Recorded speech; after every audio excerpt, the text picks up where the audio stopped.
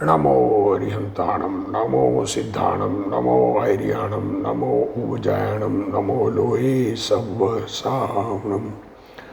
मंगलम भगवान वीरो, मंगलम गौतमो गणी, मंगलम कुंद कुंदार्यो, जैन धर्मोस्तु मंगलम।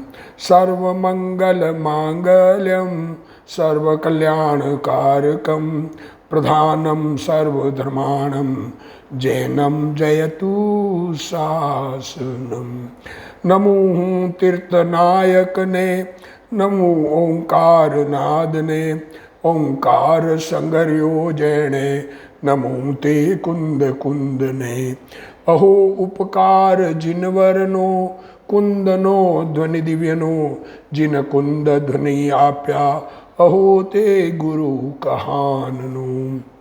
मंगलमय मंगल करण वीतराग विज्ञान, नमो ताहि जाते भय अरहंतादि महान। करि मंगल करियो महा ग्रंथ करण के काज, जाते मिले समाज सब, पावे निज पद राज। मिथ्या भाव अभाव ते, जो प्रगटे निज भाव, सो जयवंत रहो सदा, यही मोक्ष उपाव। सो निज भाव सदा सुखद, अपनो करो प्रकाश, जो बहुविधि भव दुख निके, करिए सत्तानाश। मोक्ष मार्ग प्रकाशक ग्रंथ पूज्य गुरुदेव श्री कांजी स्वामी के प्रवचन, भाग 3, व्यवहाराभाषी का प्रकरण चल रहा है। तो व्यवहाराभाषी निमित्ताधीन दृष्टि वाला होने से वो बाहर के त्याग में लगा रहता है, पर उससे धर्म नहीं होता, ये बात कही। तो क्या कह रहे हैं, जिसे अंदर में आत्मा रुच गया, उसको जगत के विषय रुचते नहीं हैं, इसलिए विषयों का त्याग होता है। तो कह रहे हैं देखो, इसलिए ज्ञानी परद्रव्यों को बुरा भला बुरा नहीं मानते, अज्ञानी भला बुरा मानकर त्याग करते हैं। वो सत्य है नहीं। व्यवहाराभाषी त्याग करता है तो किसी परद्रव्य को बड़ा बुरा मानता है, किसी परद्रव्य को भला मानता है और त्याग करता है। तो बात चलती है, गुरुदेव सिंह ने कहा कोई परद्रव्य बड़ा बुरा होता नहीं है, ज्ञानी नहीं मानते। तो प्रश्न उत्पन्न हुआ, पंडित जी टोडरमल जी की चर्चा चल रही है, टोडरमल जी का वाक्यांश अभी पढ़ेंगे, फिर गुरुदेव श्री के उस पर प्रवचन पढ़ेंगे। कोई कहेगा, पेज 384 पर, कोई कहेगा निमित्त मात्र तो है। तब कह रहे देखो उत्तर, पर द्रव्य कोई जबरन तो बिगाड़ता नहीं है। देखो, पर द्रव्य हमारा बिगाड़ जबरदस्ती से नहीं करता है, अपने भाव बिगड़े तब वह भी बाह्य निमित्त है। देखो, हमारे भाव बिगड़ते हैं तो बाहर में देखो, भाव बिगड़, गुस्सा आ रहा है तो किस पर आ रहा है, ये बात चलती है ना। तो किसी न किसी पर आ रहा है, कोई नहीं है तो स्वयं तो आता नहीं है। तुम्हें कौन से गे पर गुस्सा आ रहा है ये ऐसा निमित्त का कथन किया जाता है। तब जब गुस्सा आवे तो निमित्त है ना। ये सब भाव बिगड़े तब वो बाह्य निमित्त है ना। तथा इसके निमित्त बिना भी भाव बिगड़ते हैं। कोई सामने निमित्त नहीं है, निमित्त बदल जाते हैं, दूसरा हो तो भी भाव बिगड़ते हैं। कोई सीधा गुस्सा किसी और पर आया हो, निकालता किसी और पर है।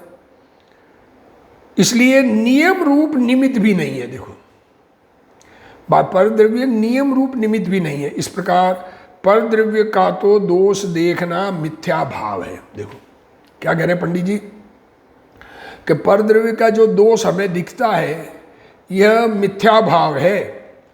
रागादि भाव ही बुरे हैं। देखो, बुरा कौन है, कि हमारे अंदर में रागादि भाव की उत्पत्ति होना ये बुरा है, और ज्ञान स्वभाव की रुचि होने पर रागादि से अरुचि होने से छूटते चले जाते हैं।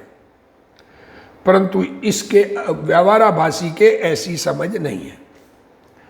यह परद्रव्यों का दोष देखकर उनमें द्वेष रूप उदासीनता करता है। देखो परद्रव्य का बताते हैं ना, स्त्री पुत्र आदि सगे नहीं है, शरीर गंदा है, अशुचि है, ऐसे दोष देखकर उनसे न्यूट्रल होना चाहता है, जबकि अंदर के परिणामों को मिटाने की बात है। सच्ची उदासीनता तो इसका नाम है कि किसी भी द्रव्य का दोष या गुण नहीं भाषित हो। वास्तविक उदासीनता तो यह है कि किसी भी द्रव्य का दोष या गुण नहीं भाषित हो, इसलिए किसी को बुरा भला न जाने। जगत में कोई पदार्थ बुरा या भला नहीं है, सब ज्ञान के गेय है। हमारे में राग द्वेष होने से हमें बुरे भले लगते हैं, हमें अपनी इष्ट जो हमारे अंदर इच्छाएं हैं उस इच्छा के अनुकूल जो है वो इष्ट लगते हैं, भले लगते हैं, और उस इच्छा के प्रतिकूल हो वो बुरे लगते हैं। पदार्थ कोई बुरा भला है ही नहीं, वो तो ज्ञान का गेय है। एक ही पदार्थ किसी को इष्ट और किसी को अनिष्ट होता है। सब पीछे बात आ गई पंडित जी की। स्व को स्व जाने, पर को पर जाने, ये ज्ञान का काम है जानने का। ज्ञान में जानने में आएंगे, स्वरूप से पर रूप से जानने में आवे, पर को अपना न बनावे। पर से कुछ भी मेरा प्रयोजन मेरा नहीं है। पर से कुछ भी प्रयोजन मेरा नहीं है, ऐसा मानकर साक्षीभूत रहे। देखो दुनिया में साक्षीभूत किसको कहते हैं? जिसमें हमारा इंटरेस्ट नहीं होता हम उसके साक्षीभूत होते हैं। क्या कहा? मतलब न्यूट्रल होते हैं उसके प्रति। हमारा इंटरेस्ट होते ही हम न्यूट्रल नहीं रह सकते। तो जब पदार्थ हमारे में हमारा कोई इंटरेस्ट है ही नहीं, कोई पदार्थ हमारे लिए अच्छा या बुरा है ही नहीं, तो फिर हम साक्षीभूत रहेंगे। ज्ञान में जानने में आवे, बस पदार्थ ऐसा परिणमन कर रहा है, ये ज्ञान का विषय है। किसी के छोटी उम्र में बच्चे की डेथ हो गई तो ये ज्ञान का विषय है। पर मेरा बच्चा था और मुझे इष्ट था, मुझे आगे वो लाभ देता, तो दुखी होता है। ये राग बोलता है पदार्थ तो जो हुआ सो हुआ। पदार्थों का परिणमन स्वतंत्र है, स्वतंत्र वस्तु व्यवस्था है। सो ऐसी उदासीनता ज्ञानी के ही होती है। अब गुरुदेव श्री देखो इसका खुलासा कर रहे हैं। प्रश्न, पहले तो प्रश्न पढ़ रहे हैं गुरुदेव श्री। पर द्रव्य निमित्त मात्र तो है? उत्तर, पर द्रव्य बल जोरी से कुछ बिगाड़ता नहीं है। कोई आपके साथ जबरदस्ती कर रहा है क्या? हमारा भाव बिगड़े तो वो निमित्त है, परंतु वह जीव अपने भावों को बिगाड़ता है तो वह भी बाह्य निमित्त है। यदि परद्रव्य से अपने परिणाम बिगड़े तब तो द्रव्य की परिणति स्वतंत्र नहीं रहे। क्या कह रहे? छह द्रव्य, जीव अनंत, पुद्गल अनंता अनंत, धर्म एक, अधर्म एक, आकाश एक, एंडलेस, और कालाणु असंख्य। और ये सब द्रव्य जितनी संख्या बताई, जितने प्रकार बताए, हर द्रव्य स्वतंत्र परिणमन है, कोई किसी का गुलाम नहीं है। अगर किसी और के कारण हमारा बिगाड़ होता है तो हम उसके गुलाम हो गए, जो हो सकता नहीं। स्वतंत्र वस्तु व्यवस्था है जगत की। स्वयं परिणाम बिगाड़े तो परद्रव्य को निमित्त कर, उसको देखकर हम ही अपने आप को बिगाड़ रहे हैं। कोई क्रोध कर रहा है, विचार करना, किसी को बहुत हमारे ऊपर गुस्सा आ रहा है, डांट ही लगा रहा है, तो विचार करना कि वो डांटी लगा रहा है, क्रोध हो रहा है, तो वो दुखी है कि सुखी है? हमें तो वो ज्ञान में ज्ञात आ रहा है, हम मान रहे हैं कि मुझे गाली दी, मुझे डांट रहा है, तो हमें कषाय होगी। तो स्वयं अपने में कषाय उत्पन्न करे तो फिर वो निमित्त हो गया। तथा भाव तो निमित्त बिना भी बिगड़ते, कोई सामने ही नहीं है फिर भी गुस्सा आ जाता है कई दफे। अतः यह नियम रूप निमित्त भी नहीं है। समय सार में आता है कि आरती भाव से मदिरा पान पीने वाले के पागलपन नहीं आता। क्या कहते हैं, मदिरा पी, पर मदिरा से प्रेम नहीं है, उसमें रति नहीं है, तो पिएगा तो पागलपन नहीं आएगा। परंतु आत्मा स्वयं भाव बिगाड़े तो परद्रव्य को निमित्त कहा जाता है। देखो, आत्मा स्वयं विकार करता है। हम कषाय स्वयं करते हैं, कोई हमें कराता थोड़ा ही है, कर्म आके कराते, कर्म तो पड़े जड़े बेचारे, पर हम स्वयं करते हैं तो कर्म निमित्त है, और दोष परद्रव्य पर डालता है। यह भूल है। कर्म के कारण अथवा स्त्री पुत्रादि के कारण राग नहीं होता। हमारे में राग है, हमारे में बीमारी है, हमारी कमजोरी है। अगर अपनी कमजोरी को स्वीकार करेंगे तो कमजोरी दूर करके स्वभाव में गमन कर लेंगे। यहाँ निमित्त का असर या प्रभाव नहीं पड़ता है। क्या कह रहे हैं लोग, कहते हैं निमित्त का कुछ तो असर होता है। निमित्त का कुछ असर या प्रभाव नहीं होता है। हम कमजोर हैं। दो पहलवान लड़ रहे हो, दो तरीके हैं हारने वाला, या तो ये कहे कि मैं कमजोर था, या जीतने वाला मजबूत था। दोनों में से लाभकारी कौन सी बात है? विचार करें। हारने वाला ये समझे कि मैं कमजोर था तो शक्ति बढ़ाकर अगली दफे लड़ाई जीत जाएगा पहलवान की, और हारने वाला ये माने कि अगला मजबूत था तो कभी जीतने के चांस नहीं है। इसलिए निमित्त का असर नहीं पड़ता। अज्ञानी मानता है कि भगवान की प्रतिमा के समीप शुभ भाव होता है। अरे, भगवान की प्रतिमा के सामने शुभ भाव होता है, ऐसा मानता है अज्ञानी। अगर शुभ भाव भगवान की प्रतिमा के आगे होता हो तो चोरी कैसे कर देता है प्रतिमा की? इतना निमित्त का असर है, ऐसा कहता है। यहाँ तो कहते हैं निमित्त के बिना भी भाव बिगड़ते हैं। इस प्रकार यहाँ तीन बातें की है। क्या कह रहे हैं? परद्रव्य बल जोरी से भाव नहीं बिगाड़ता, एक बात। परद्रव्य जबरदस्ती नहीं करता हमारे साथ। स्वयं भाव बिगाड़े तो परद्रव्य को निमित्त कहते हैं, खुद के भाव बिगड़े तो परद्रव्य निमित्त ऐसा कहा जाता है। और निमित्त के बिना भी आत्मा के भाव बिगड़ते हैं, इसलिए वह नियम रूप निमित्त भी नहीं है। यह बात पंडित जी ने अपने घर की नहीं कही है, पंडित जी ने जेब अपने दिमाग से अपने हिसाब से नहीं कही है। भगवान की वाणी जो उनके श्रवण में आई वो कही है। उन्होंने कहा है कि मोती तो है, मोती तो जिनवाणी मोती तो रखे हुए हैं, उन्हें जिस प्रकार माला में लगाते हैं उसी प्रकार हम शास्त्र में कही हुई बात को लगाते हैं। उनका इतना क्षोभम था, जिनवाणी की कही हुई बात को सही जगह लगाकर हमारे समझ में आ जाए जिनवाणी, ऐसा वो उपाय करते थे पंडित जी। अपने घर की बात नहीं करते हैं। देखो ये मूल मुद्दे की बात है, ये मूल मुद्दा है। स्वस्तु स्वतंत्रता। मूढ़ जीवों की मान्यता है कि निमित्त से आत्मा में लाभ हानि होती है। देखो, जो नासमझ जीव है, अनादि अज्ञानी जीव की अनादि की यही मान्यता है कि बाहर में पदार्थ हमारा बिगाड़ सुधार करते हैं।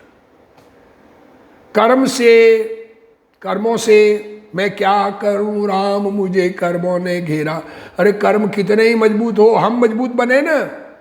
शरीर से, पैसे से, परिवार से। शरीर बीमार हो तो हम क्या करें, हमारे भाव बिगड़ जाते हैं। अरे अंदर आत्मा कमजोर है, ये स्वीकार करो। शरीर बीमार है ये निमित्त बराबर है, पर शरीर ने भी भाव नहीं बिगाड़े हैं, मेरी कमजोरी से बिगड़े हैं। पैसे से या परिवार से आत्मा में विकार होता है, यह मान्यता मिथ्या है।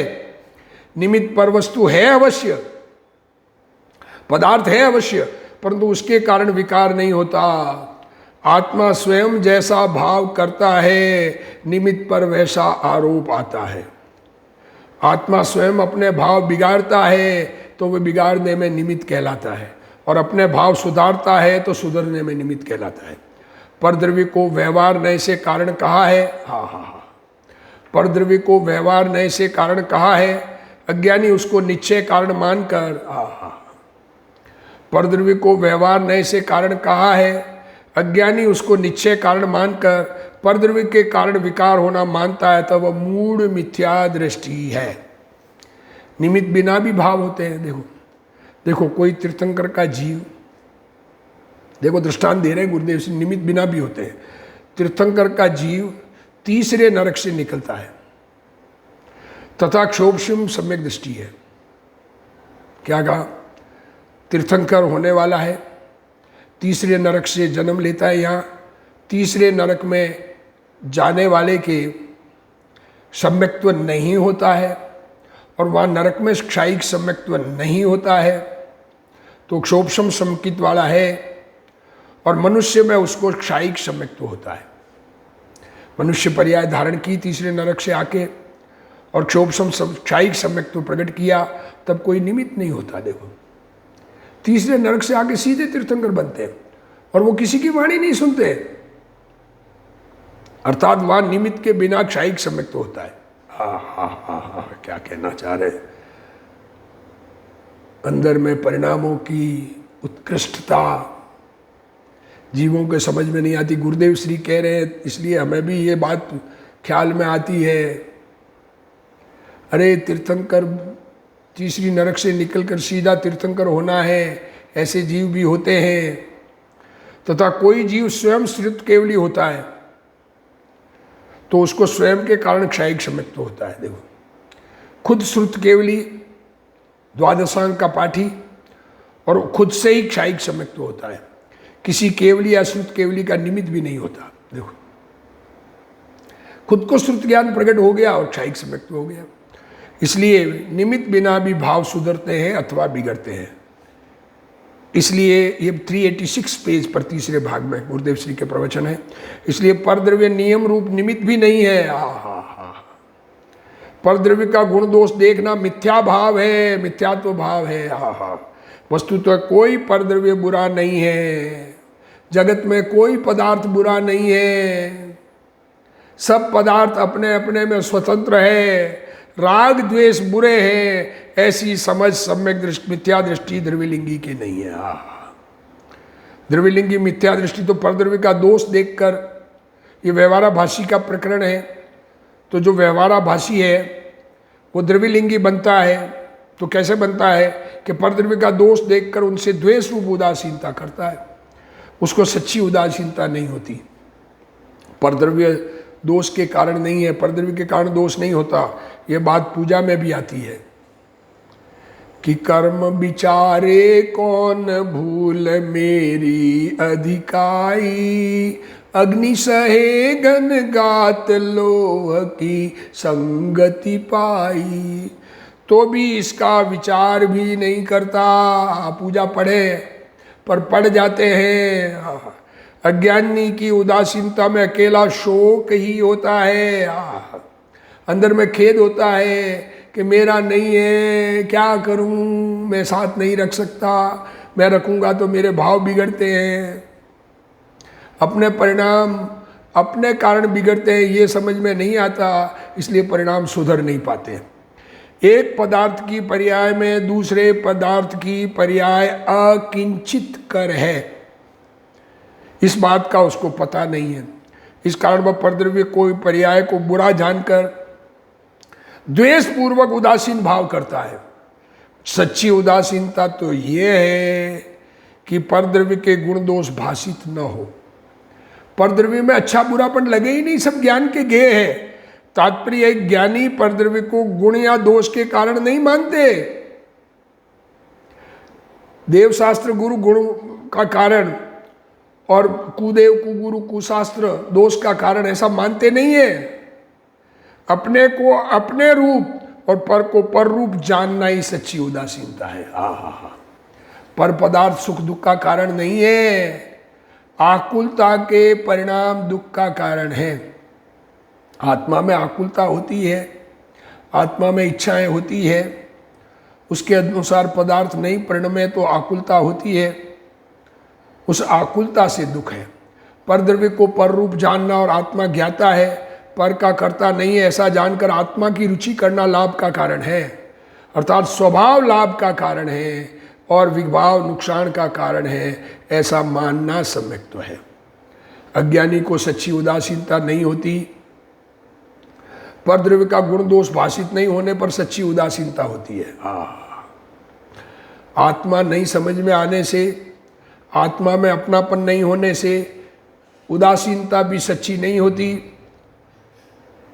गुण दोष वासित नहीं होने पर सच्ची उदासीनता होती है परद्रव्य में।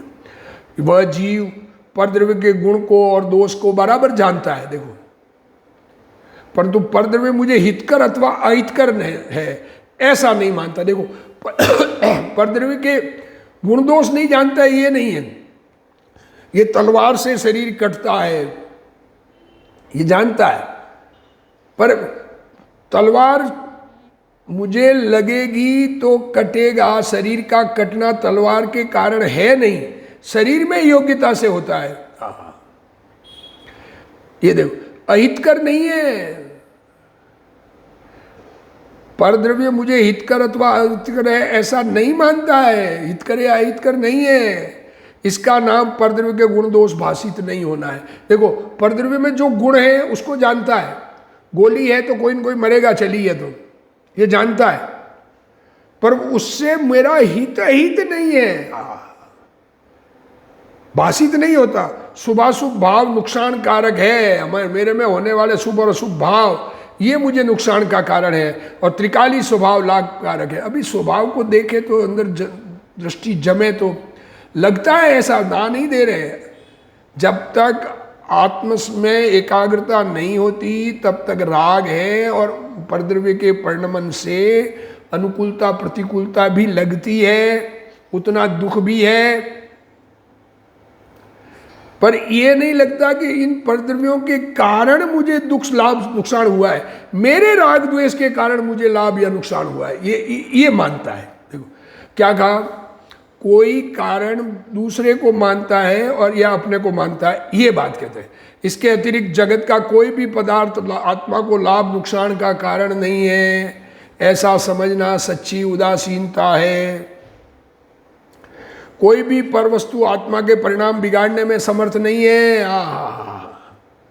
भगवान के कारण गुण नहीं होता, भगवान के कारण गुण नहीं होता। क्या कह रहे हैं, भगवान हमारे में गुण पैदा करते नहीं है, इसलिए उनके कारण नहीं होता है। और अधकर्मी आहार आया, पाप से उत्पन्न हुआ खाना खाया, इसलिए परिणाम बिगड़े, ऐसा नहीं है। आत्मा स्वयं परिणाम बिगाड़ता है तो उसको निमित्त कहते हैं, और स्वयं परिणाम सुधारे तो भगवान को निमित्त कहा जाता है। देखो, खुद सुधरे तो भगवान निमित्त, खुद बिगड़े तो परद्रव्य जो है निमित्त है, वो जो निमित्त है। दुश्मन आया इसलिए द्वेष हुआ, ऐसा नहीं है। दुश्मन को सामने देखते ही द्वेष होता है, तो दुश्मन के कारण नहीं हुआ, मेरे अंदर कसाय पड़ी है इससे मुझे द्वेष होता है। शरीर में बुखार आया इसलिए दुख हुआ, ऐसा नहीं है। इसके कारण मुझको आर्त ध्यान हुआ, ऐसा मानना मिथ्यात्व है। क्या कह रहे हैं, बुखार आया इसलिए दुख हुआ, ऐसा नहीं है। इसके कारण मुझको आर्त ध्यान हुआ, ऐसा मानना मिथ्यात्व है। शरीर की निरोगता हो तो मैं ध्यान कर सकता हूं, शरीर निरोग हो तो ध्यान हो जाए, ऐसा नहीं है। निर्जन गुफा में अच्छा ध्यान होता है, ये मान्यता मिथ्या है। मुनिराज निर्जन में जाके बैठते हैं, ये अलग बात है, पर निर्जन गुफा में अच्छा ध्यान होता है, ये मान्यता मिथ्यात्व है।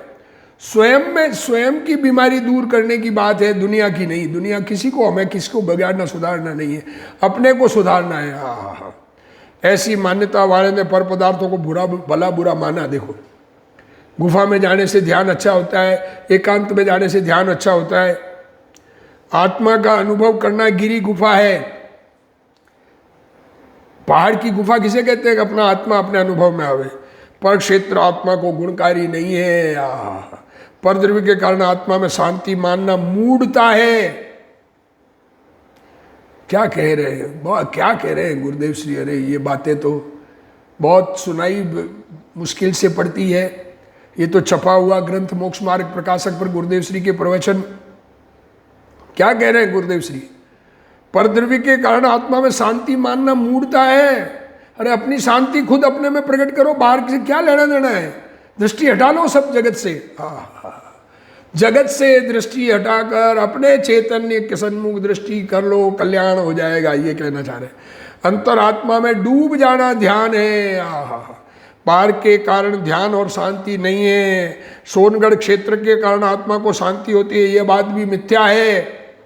सोनगढ़ जाके रहेंगे तो आत्मा को शांति मिलेगी, ये बात खोटी है। जहाँ हो वहीं अपने में जाओ ना। क्या रखा है दुनिया में कहीं किसी पदार्थ में? अरे साहब पंच कल्याणक आदि में जाएंगे तो लोग पहचानेंगे तो ये भी मुमुक्षु है, उससे हमारा मुमुक्षु बना दिखेगा। क्या दिखा के करना है? अपना कल्याण करो ना। पर पदार्थ तो पर है, स्व में पर का अभाव है। इसलिए पर को भला बुरा नहीं मानना चाहिए। किसी एक जोधपुर खराब और सोनगढ़ अच्छा, ऐसा नहीं मानना चाहिए। ज्ञानी सुदेवादि को हितकारी और कुदेवादि को अहितकारी नहीं मानता है। देखो ज्ञानी कुदेव कुगुरु कुशास्त्र को अहितकारी और सुदेव सुगुरु सुशास्त्र को हितकारी, ऐसा ज्ञानी नहीं मानता है। अधकर्मी आहार से आत्मा में दोष होता है। पाप से उत्पन्न हुआ आहार खाएंगे, जैसा खावे अन्न वैसा होवे मन। ये सब दूसरों पर दोष डालने की बातें हैं। अपने आप को सुधार ले तो कुछ है ही नहीं अन्न का लेना देना। ऐसा मुनिराज नहीं मानते हैं। देखो मुनि अधकर्मी आहार नहीं लेते, ये व्यवहार का कथन है। मुनि को ऐसा भाव ही नहीं आता। जो आहार पाप से उत्पन्न हुआ, मुनिराज किसी को कहकर आहार बनावे उसको अधकर्मी कहते हैं। खुद तो बनाते नहीं है, ये बात निश्चित है, पर किसी को कहे कि आज मुझे ये बना के खिलाना, तो वो अधकर्मी कहा जाता है। तो वो आहार मुनिराज नहीं लेते, परंतु वो आहार नहीं लेते ये तो व्यवहार का कथन है। वास्तव में उनको परिणाम अलग प्रकार के हैं। वस्तु तो ऐसा विकल्प ही मुनि के नहीं है। मुनिराज को आगम विधि अनुसार शुद्ध आहार पानी ग्रहण करने का विकल्प होता है। अरे बहुत हल्का, जिसको कषाय मंद होती है उसको गरिष्ठता नहीं होती। जैसे हिरण घास खाता है तो उसको घास को नष्ट करने का भाव नहीं आता, ऊपर ऊपर से खाता है। गाय चरती है तो ऊपर ऊपर से खाती है, और शेर खाएगा तो अगले को नोच के खाएगा। कि तीव्र कषाय वाला जीव जो काम करेगा वो अगले को पिटाई करके करेगा, और शांत परिणाम वाला सरलता से सहजता से बात करेगा। परंतु ये आहार पानी अपने लिए बना है, ऐसा ख्याल में आने पर भी उसको लेने का विकल्प करने वाला महापापी। देखो क्या है, मुनिराज को ये मालूम पड़ जाए कि ये आहार मेरे लिए बनाया है, उदिष्ट आहार है, और लेने का भाव आवे तो ये आहार के प्रति तीव्र लोलुपता हो गई, पाप होगा। पर वो नहीं लेते इसलिए ध्यान ज्यादा होता है, ऐसा नहीं। उसका तो व्यवहार भी सच्चा नहीं है। वहाँ यहाँ तो कहते हैं कि बाहर में शुद्ध क्रिया होने पर भी, बाहर में पूर्ण शुद्ध क्रिया 28 मूल गुण अखंडित पालते हैं, पर भी जो उस पर द्रव्य को अपने लिए लाभ का कारण मानता है वह मिथ्या दृष्टि है। ज्ञानी तो उसको जानता है परंतु उससे लाभ नुकसान नहीं मानता। वह तो मानता है कि मेरा पर के साथ कुछ भी प्रयोजन नहीं है, मैं तो ज्ञायक हूँ और पर पदार्थ तो गे है।